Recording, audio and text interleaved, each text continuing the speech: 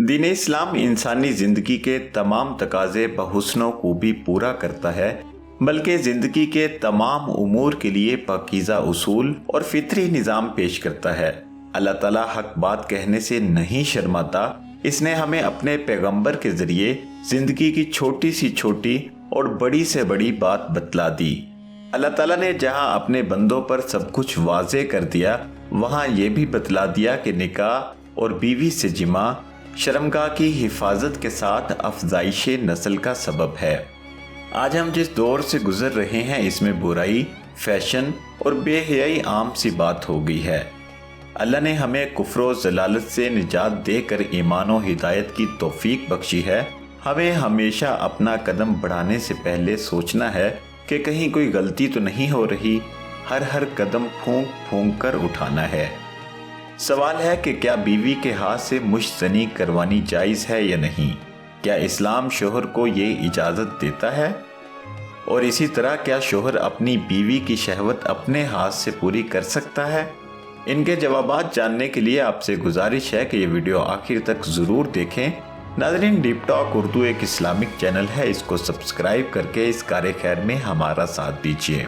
पैदाइश के बाद जब कोई जवानी की दहलीज पे कदम रखता है तो इसे फितरी सुकून हासिल करने के लिए शरीके हयात की ज़रूरत पेश आती है।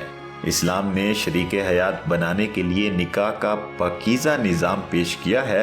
निकाह से इनफरादी और समाजी दोनों सतह पे फसाद व बिगाड़ का अंसर ख़त्म हो जाता है और घर से लेकर समाज तक एक साले माशरा की तामीर होती है। निकाह करके दो अजनबी आपसी प्यारो मोहब्बत में इस कदर डूब जाते हैं कि जहां मियाँ बीवी दुनिया को इंतहाई खूबसूरत पाते हैं। मियाँ बीवी एक दूसरे का लिबास बन जाते हैं। पाकीज़ा ताल्लुक यानी अक़्दे निकाह के बाद आप इसकी सारी अजनबियत और सारा पर्दा उठ जाता है।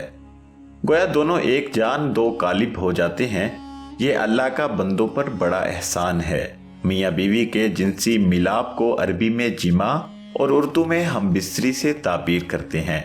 जिस तरह इस्लाम ने निकाह का पाकीज़ा निज़ाम दिया है, इसी तरह जिमा के भी साफ सुथरे रहनुमा उसूल दिए हैं। इन उसूलों को जानना हर मुसलमान मर्द व औरत पर ज़रूरी है। अल्लाह ताला का कुरान पाक में इरशाद है कि तुम्हारी बीवियां तुम्हारी खेतियां हैं, लिहाजा तुम अपनी खेतियों में जिधर से चाहो आओ। इस आयत का मतलब यह है कि बीवी की अगली शर्मगाह में जिस तरह से चाहे जिमा कर सकते हैं। शोहर के लिए बीवी की अगली शर्मगाह ही हलाल है और पिछली शर्मगाह में वती करना हराम है। चुनांचे इस बात को अल्लाह ताला ने इस आयत से बयान किया है। सूरह बकरा में अल्लाह ताला फरमाते हैं, आपसे हैज़ के बारे में सवाल करते हैं, कह दीजिए कि वो गंदगी है। हालत हैज़ में औरतों से अलग रहो और जब तक वो पाक न हो जाएं, इनके करीब न जाओ। हाँ, जब वो पाक हो जाएं तो इनके पास जाओ जहाँ से अल्लाह ने तुम्हें इजाज़त दी है। अल्लाह तौबा करने वालों को और पाक रहने वालों को पसंद फरमाता है। यहाँ पर अल्लाह हुक्म दे रहा है कि हैज़ की हालत में बीवी से जिमा ना करो और जब हैज़ से पाक होकर गुस्ल कर ले तो इसके साथ इस जगह से जिमा करो जिस जगह जिमा करने की इजाज़त दी है। हैज़ अगली शर्मगाह से आता है। हैज़ का खून आने तक जिमा ममनू है और जब हैज़ बंद हो जाए तो इसी जगह जिमा करना है जहां से खून आ रहा था। एक रिवायत में इब्ने अब्बास से मरवी है कि नबी पाक सल्लल्लाहु अलैहि वसल्लम ने फरमाया, तुम्हारी बीवियां तुम्हारी खेती हैं, लिहाजा तुम जिस तरीके से चाहो इनसे जिमा करो। खा बीवी से आगे से सोहबत करो चाहे पीछे की तरफ से करो, मगर पिछली शर्मगाह से बचो और हैज़ की हालत में जिमा करने से बचो। आज के पुरफतन दौर में मियाँ बीवी को इस्लाम की ये बात जाननी चाहिए और इसे ही अमली ज़िंदगी में नाफिज करना चाहिए। जो लोग फहश वीडियोस देखकर गलत तरीके से मनी खारिज करते हैं, इनकी ज़िंदगी से हया निकल जाती है। लम्हा बलम्हा बेहयाई की राह चलने लगता है। याद रखें, बीवी से इस्लामी तरीके से जिमा करना भी बाइसे सवाब है। नबी पाक सल्लल्लाहु अलैहि वसल्लम का एक फरमान है, और बीवी से जिमा करते हुए तुम्हारे उज़्व में सदका है। सहाबा कराम ने पूछा, ए अल्लाह के रसूल सल्लल्लाहु अलैहि वसल्लम, हम में से कोई अपनी ख्वाहिश पूरी करता है تو کیا اس میں بھی اجر ملتا ہے؟ آپ صلی اللہ علیہ وسلم نے فرمایا، بتاؤ اگر وہ یہ خواہش حرام جگہ پوری کرتا تو کیا اسے اس کا گناہ ہوتا؟ اسی طرح جب وہ اسے حلال جگہ پوری کرتا ہے تو اس کے لیے اجر ہے۔ سوال یہ تھا کہ کیا بیوی کے ہاتھ سے مشت زنی کروائی جا سکتی ہے یا نہیں؟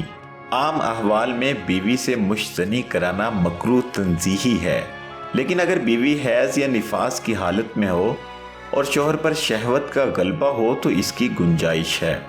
یعنی اگر بیوی حیض یا نفاس کی حالت میں ہے کہ جس وجہ سے آپ ہم بستری نہیں کر سکتے اور آپ پر شہوت کا غلبہ ہے تو آپ بیوی کے ہاتھ سے اپنی شہوت پوری کروا سکتے ہیں۔ اور اسی طرح اگر بیوی کی خواہش ہو یا بیوی اجازت دے تو ہاتھ سے بیوی کی شہوت پوری کی جا سکتی ہے۔